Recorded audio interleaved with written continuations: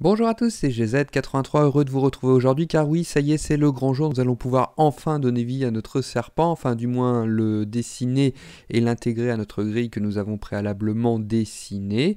Pour ce faire, vous le voyez, notre serpent, aussi bien son corps que sa tête, est de composer de multiples carrés. Et la première chose qu'il va falloir faire, c'est savoir dessiner un carré en love 2D. Pour rappel, les carrés font 8 par 8, 8 de hauteur et 8 de largeur. Du coup, comment créer un carré en love 2D? Il y a une fonction qui s'appelle love.graphics.rectangle et vous voyez que cette fonction reçoit 5 arguments que nous allons maintenant détailler. Le premier d'entre eux, c'est la texture. Il y a deux possibilités. Soit on met entre guillemets le mot-clé line, qui veut dire que nous dessinons notre rectangle sous forme de ligne. Sous-entendu, nous ne dessinons que le contour du rectangle et à l'intérieur il sera transparent. Soit nous utilisons le mot-clé la chaîne de caractères fill, qui veut dire que nous voulons que ce rectangle soit rempli. Et donc là, en l'occurrence, il apparaîtrait en blanc en 0. Enfin là, je l'ai mis en noir sur ma présentation. Il apparaîtrait par défaut en blanc dans notre programme. Le deuxième argument ensuite que nous devons renseigner, vous voyez, ils sont ici, OX, OY, c'est l'origine X et Y du rectangle. Pour mémoire, l'origine de l'image, c'est toujours son coin supérieur gauche. Du coup, nous allons renseigner la valeur X et la valeur Y, les coordonnées de ce point-ci, du coin supérieur gauche de notre rectangle, en tant que deuxième et troisième argument. Enfin, les deux derniers arguments qu'il nous reste à renseigner, c'est la largeur totale du rectangle, le width, et le height, c'est-à-dire la hauteur totale du rectangle. Une fois que nous avons rempli ces 5 arguments, notre rectangle devrait se dessiner à l'écran. Application, nous allons essayer de dessiner notre premier rectangle, du coup nous allons aller dans le love.draw, et nous allons lancer la fonction love.graphics.rectangle, comme promis. Du coup, vous voyez, quand j'ouvre la parenthèse, il me met tout. Le draw mode, donc est-ce qu'on veut qu'il soit fill, est-ce qu'on veut qu'il soit line, son coordonnées x et y du point d'origine, et sa largeur et sa hauteur. Il me dit bien que cela va dessiner un rectangle. Du coup, allons-y. Le draw mode, du coup, on veut par exemple le remplir en plein. On veut qu'il soit pas transparent, on veut qu'il soit plein. Du coup, ça serait fill, comme remplir. Après les coordonnées x et y, on va pas se prendre la tête, on va le mettre en haut à gauche de la grille, donc 0, 0. Et la largeur et sa hauteur, c'est la largeur et la hauteur d'un carré qui, je vous rappelle, font 8 de côté. Du coup, ça sera square size, puisqu'on avait renseigné ça dans une variable globale. Donc on y va, square size pour la largeur, square size pour la hauteur. N'oublie pas de fermer la parenthèse, on exécute le programme. Et donc là, vous voyez bien que j'ai mon carré qui apparaît en haut à gauche de l'écran et qu'il fait bien 8 de large par 8 de haut. Nous avons réussi à dessiner un rectangle. Maintenant, c'est bien d'en avoir dessiné un. Mais ce qu'on veut, c'est dessiner un serpent en entier. Et pour cela, nous allons pouvoir créer notre première liste.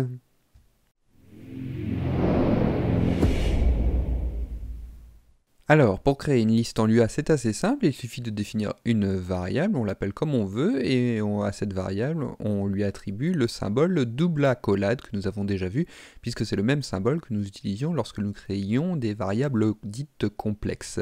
Mais encore une fois, on l'avait vu dans la vidéo traitant sur les variables complexes, on a vu qu'une variable complexe n'était rien d'autre qu'une table, une table qui est le mot anglais pour dire liste. Donc une variable complexe n'est rien d'autre qu'une liste qui va contenir les différents paramètres de la variable. Et du coup, c'est assez logique qu'on utilise le même symbole pour définir une liste. Une fois qu'on a déclaré qu'une variable devait contenir une liste, il n'y a plus qu'à remplir les différentes cases de cette liste. Pour rappel, une liste, c'est un tableau avec, enfin c'est pas vraiment un tableau, mais on va dire que c'est un tableau, c'est quand même plus simple, avec une seule ligne et une infinité de colonnes. C'est pour ça que je vous ai mis ce symbole avec 3 petits points, parce qu'on ne sait pas combien de colonnes contient une liste par définition. Et du coup, la première case de la liste, si on veut y accéder, on utilisera ce symbole entre double crochet, on mettra la case de la liste. Donc la première case de la liste, c'est double crochet 1. Si on veut appeler la troisième case de la liste, ici on mettra double crochet 3. Si on veut appeler la énième case de la liste, on mettra n entre crochets. Et puis voilà, du coup, application, on va créer notre première liste ensemble. Du coup, ici, moi, ce que j'aime bien faire, c'est de rajouter une propriété au début du programme qui consiste à déclarer nos listes. Encore une fois, moi, j'aime bien mettre des tirets parce que je trouve que ça sépare mieux les choses. Donc, déclaration des listes. Et du coup, nous allons créer une variable locale que nous allons appeler snake, comme notre serpent, et snake n'est rien d'autre qu'une liste. Du coup, on met un symbole double accolade, et nous avons créé notre première liste. Du coup, maintenant, il va falloir la remplir, cette liste. On veut la remplir de quoi? On veut la remplir de carrés. Et donc, pour dessiner un carré en love 2D ou un rectangle, mais bon, un carré c'est un rectangle dont la largeur et la hauteur font la même dimension, il faut renseigner 5 paramètres qui sont la texture du carré, ses coordonnées x et y du point d'origine, ainsi que la largeur et la hauteur du carré. Regardons un peu notre serpent pour essayer de voir ce qui va changer lorsque nous allons créer un carré. Du coup, en gros, nous allons voir ce qui va varier, et qui dit variation dit variable. Regardons les différents carrés de notre serpent, qu'est-ce qui va changer? Le carré, il est toujours plein, hein. Il est beau être colorié en rouge ou en noir, en tout cas il est plein, il n'est pas transparent. Du coup, nous voulons toujours la même texture, à savoir une texture remplie, une texture avec le mot-clé fil entre guillemets. Très bien, la largeur et la hauteur du carré, c'est la même, hein. On l'a défini ici dans une variable qui s'appelait square size, le côté du carré, on a dit que cela faisait 8 pixels, donc ça ne va pas varier, ce n'est pas des variables à renseigner. Par contre, on voit bien qu'ici, les coordonnées x vont varier, puisque l'origine du carré, des carrés, va varier sur la grille, donc le x va prendre ici une valeur croissante, et à partir de là, le x ne va plus changer, le point d'origine, hein, c'est toujours le même x, par contre nous allons descendre, et donc c'est le y qui va varier, il va devenir de plus en plus grand. Du coup, x et y, l'origine x et y du rectangle vont varier, et c'est les deux variables qui vont nous intéresser. Du coup, qui dit variable dit qu'il va falloir complexifier notre liste, puisque nous avons deux variables à incrémenter. Et du coup, pour ce faire, nous allons tout simplement dire que pour chaque case de notre liste, donc là on pourrait prendre par exemple la première case de notre liste, dire que la première case de notre liste est elle-même une liste, ou une variable complexe. Mais encore une fois, c'est pareil, variable complexe et liste. Pareil, la cinquième case de notre liste, la 2, la 3, la 4 comme la 5, vont également devenir une liste ou une variable complexe. Nous allons renseigner les coordonnées x et y de ce carré-ci, hein, du cinquième fragment du serpent. Donc vous l'aurez compris, si x est ici égal à 0, le cinquième fragment du serpent, 5 x 8, 40, le x serait égal à 40. Et puis pour la énième variable de notre liste, c'est pareil, on va définir ces coordonnées x et y. Du coup, allons-y, retournons dans notre programme. Nous avons créé notre liste SNEC qui est une liste. Et du coup, nous allons essayer de dessiner un seul et même rectangle. Puisqu'ici, nous avions dessiné un carré. Du coup, dans le love.load, on pourrait très bien dire que la première case de ma liste, donc SNEC de 1, on a dit que c'était une variable complexe ou une liste. Donc on n'oublie pas de lui mettre le symbole double accolade. Nous créons une liste dans une liste. Et après, rien ne m'empêche de dire que snec de 1.x égale 0, que snec de 1.y est égal à 0.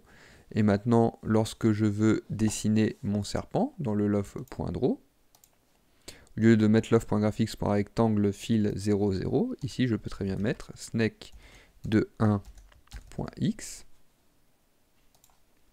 et snec de 1.y.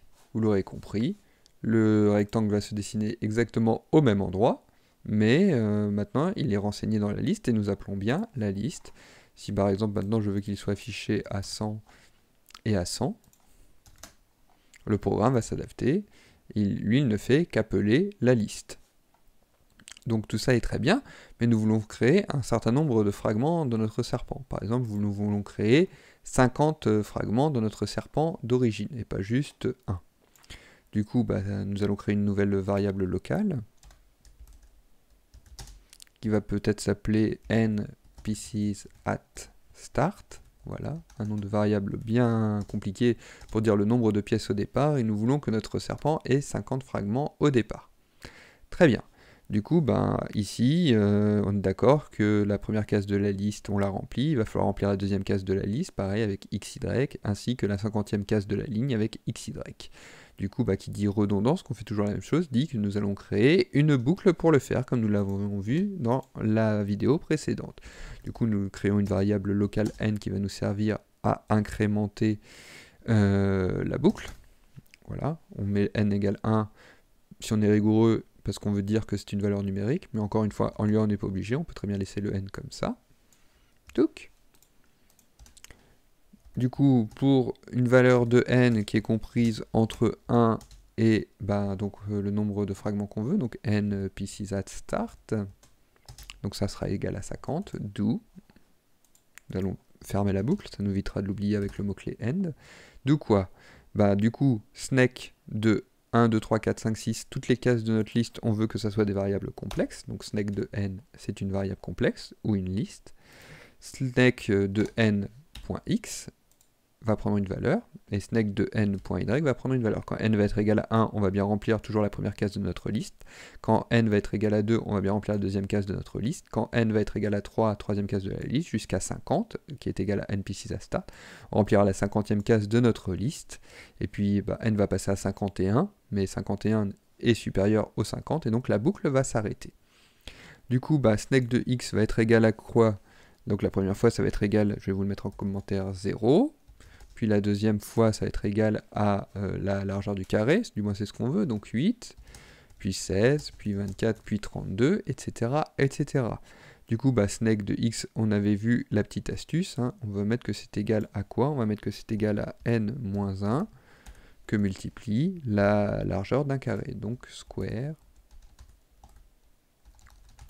size.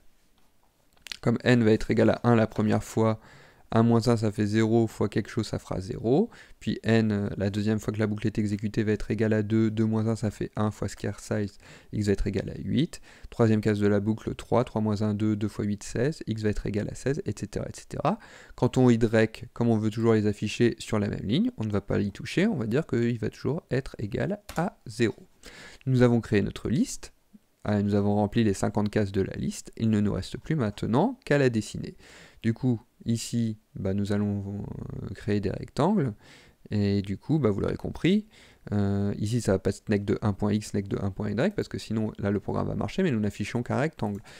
Ici, nous pourrions appeler le 40e rectangle de notre liste.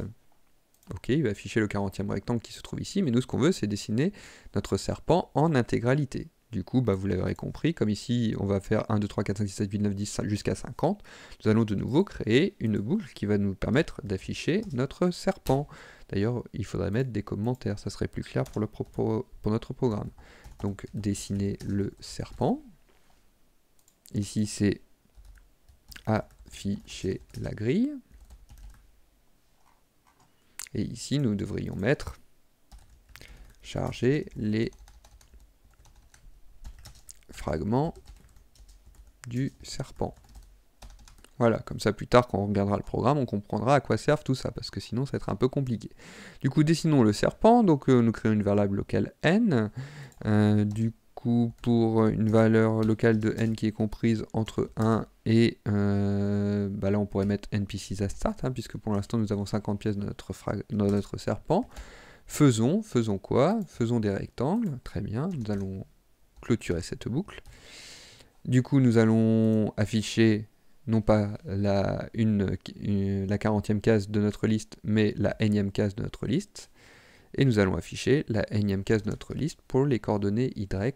La largeur et la hauteur du rectangle ne changent pas. Nous allons exécuter le programme et vous voyez qu'ici, j'ai mon serpent qui se dessine parfaitement bien.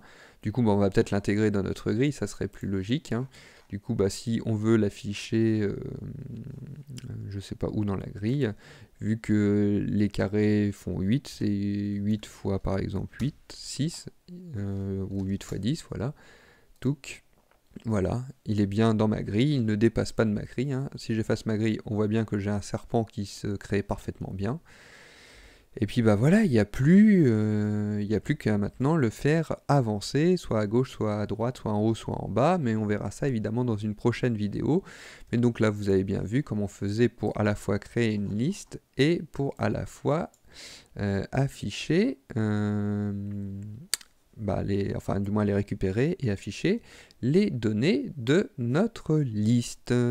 Et puis si ce n'est pas clair, il suffit de regarder à nouveau cette magnifique vidéo. Voilà, écoutez, c'était Daddy Octet, on se revoit très vite pour donner vie à notre serpent, du moins il est vivant, mais en tout cas pour qu'il s'anime, parce que sinon on risque un peu de s'emmerder. Voilà, c'était Daddy Octet, je vous fais plein de gros bisous et je vous dis à très vite sur la chaîne. Ciao, bye bye.